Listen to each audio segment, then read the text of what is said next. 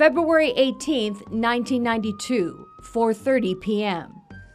Two Cobb County detectives arrived at the Metro Lodge on Canton Road in Marietta to assist with a subject already in custody in connection with a stolen truck.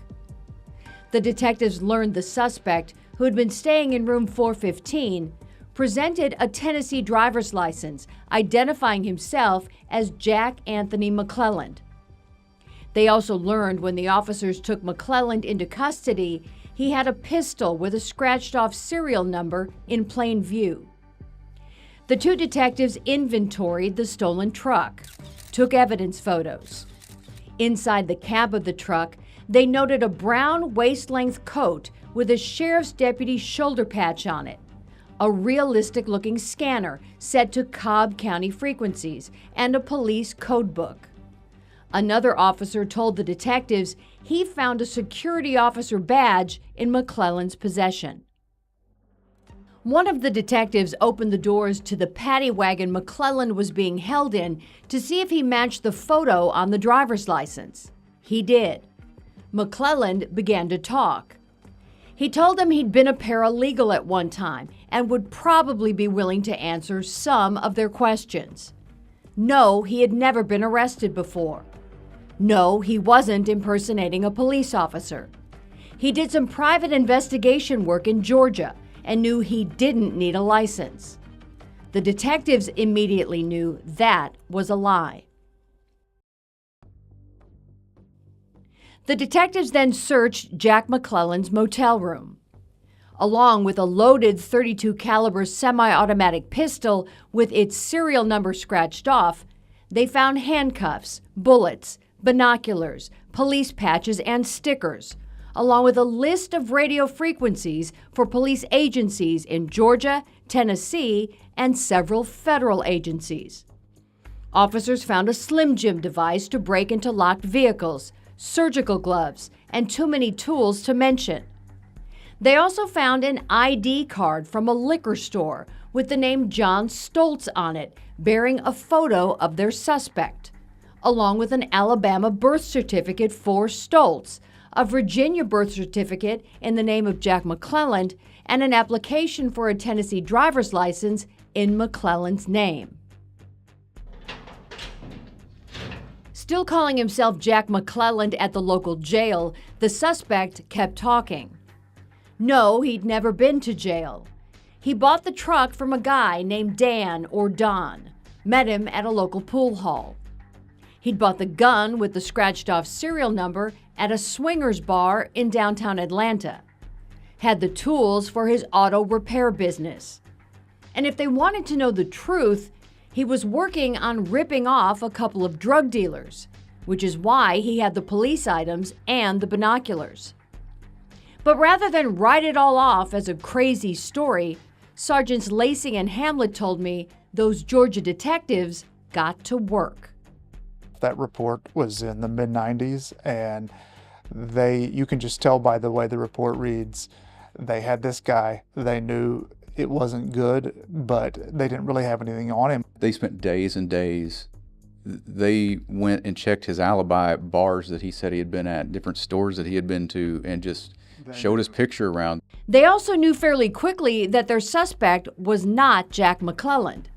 The day after the arrest at the motel, Cobb County authorities learned they had really arrested Robert Eugene Brashears, who had a criminal history out of Florida, Louisiana, and Texas, along with a fugitive warrant out of New Mexico.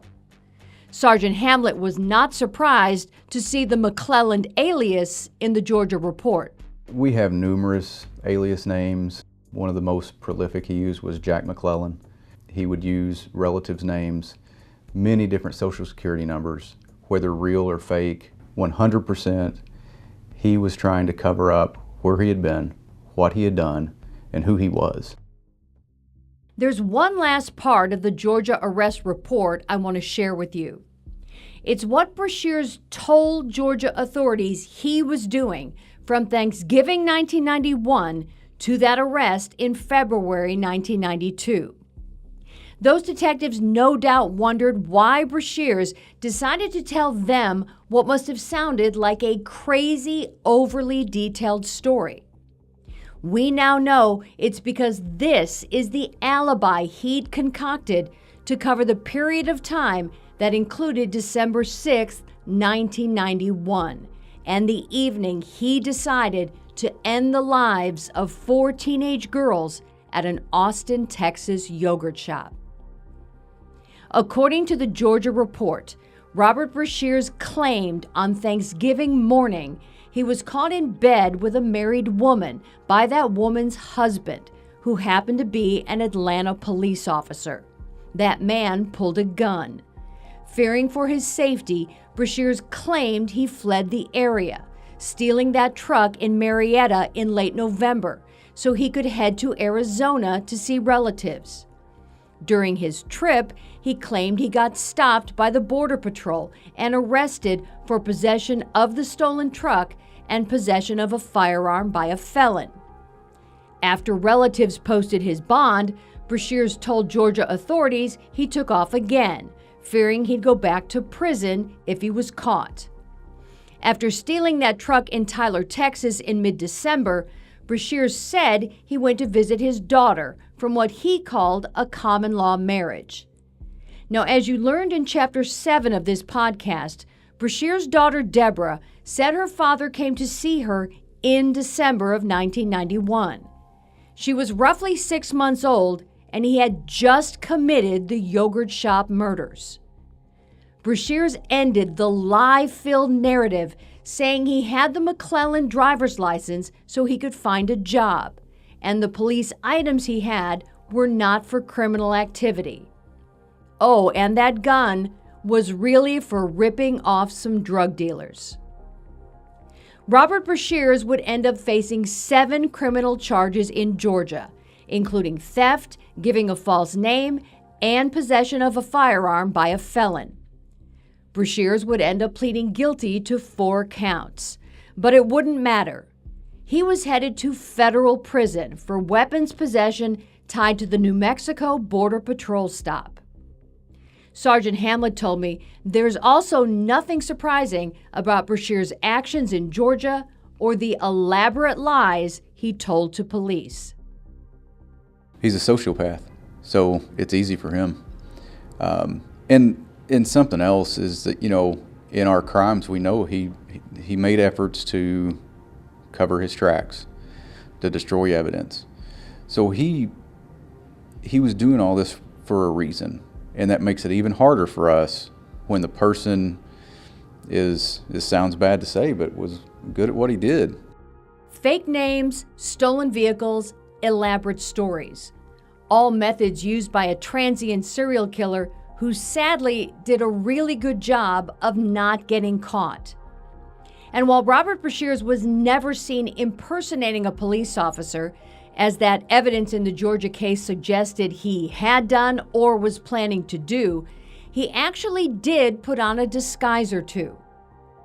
Former New Madrid County Chief Deputy Chris Hensley told me a story about Brashears dressing up to commit crimes that I had not heard before. Hensley heard it from Brashears' daughter Deborah when he and the late Sergeant Bud Cooper interviewed her back in the fall of 2018, right before identifying her father as a serial killer.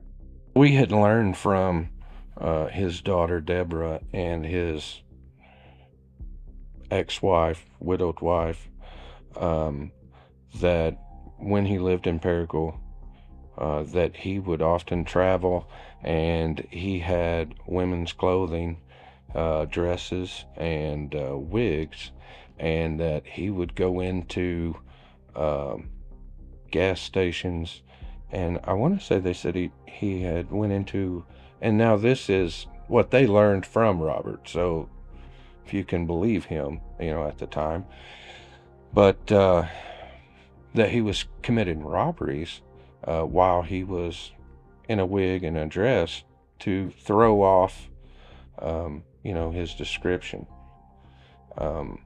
Did they say what he was robbing?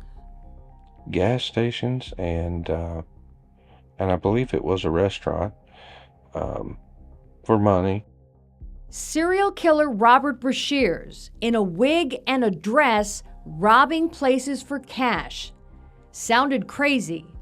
But when I recently spoke with Deborah, she brought up the same story when I asked her what her mother knew about her father's crimes. We always had nice stuff. I thought that, now I figured out why, because it was stolen, practically. Stealing vehicles and doing little petty crimes she knew of. And also, supposedly, he dressed up and went to different Waffle Houses and stuff in Tennessee and robbed them.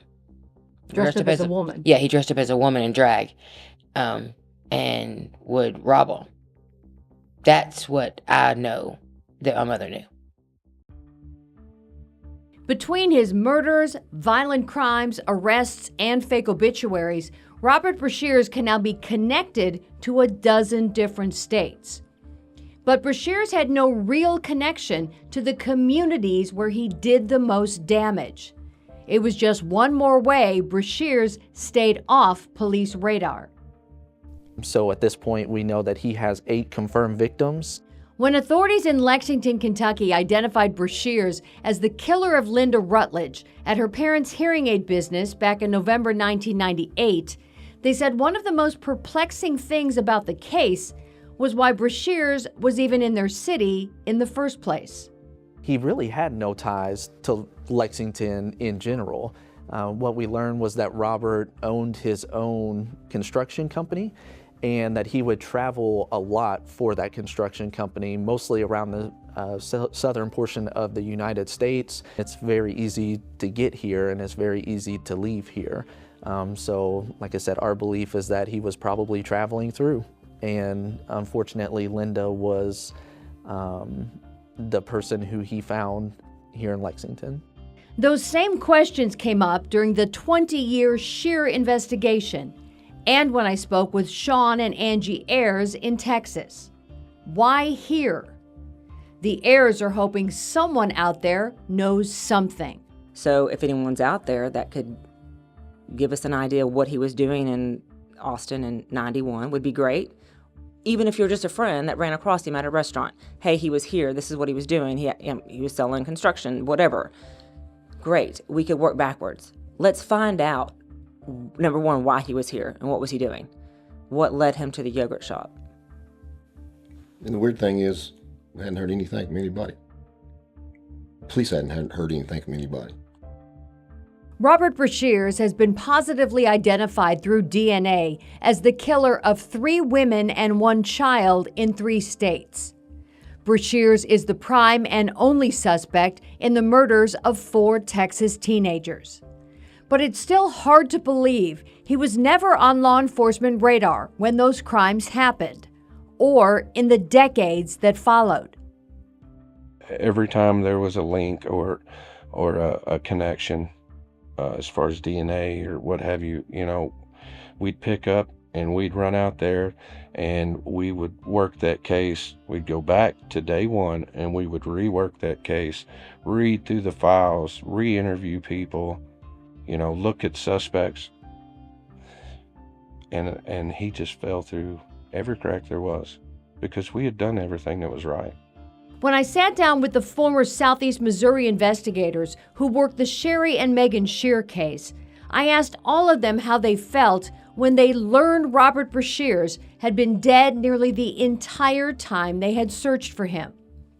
The question caused retired Highway Patrol Master Sergeant Jeff Heath to bring up an interesting point of debate between himself and the late Bud Cooper. So, we find out who this guy is. And we find out that he'd been dead basically the whole time you've been looking for him. And me and Bud had different opinions on that. And please tell me what those were. Mine was he's dead. I said he's not in prison because we take DNA samples from prisoners anymore. I think, I'm not 100% sure how that works, but I think it matches up down the road. So I says, a guy like that is, pedophiles don't quit being pedophiles. It's in their DNA. This gentleman had a type. He had what he liked. Wasn't going to change. And knowing what we knew at the time, even shortly after, you go from Portageville to Dyersburg, and in our minds attempted to do the same thing within hours. So in my mind, things would be coming up, especially as much, with the news media that helped us out, getting it on the air and these things. I personally thought if he was still alive, he's still going to be doing it, and things would be out there. So you thought he was dead the whole time? Shortly after, yes. And Bud thought no. I think Bud was hoping no, because obviously, as policemen, we want to get over the finish line, and the finish line is to charge someone, prosecute them, convict them.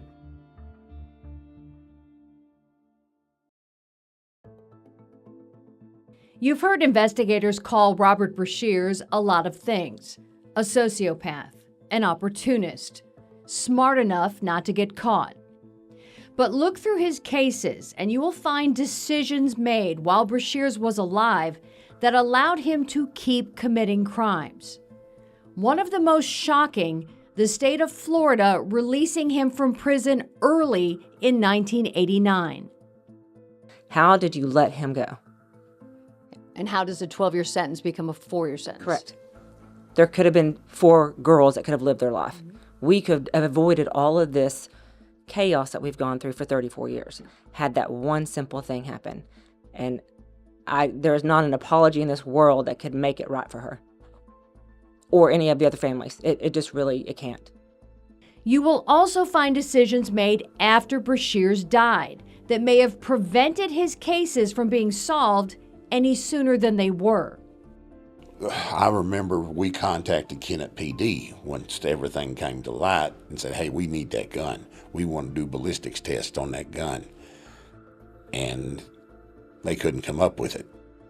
That's next week in Chapter 9 of Chasing a Ghost. He Can't Be That Lucky.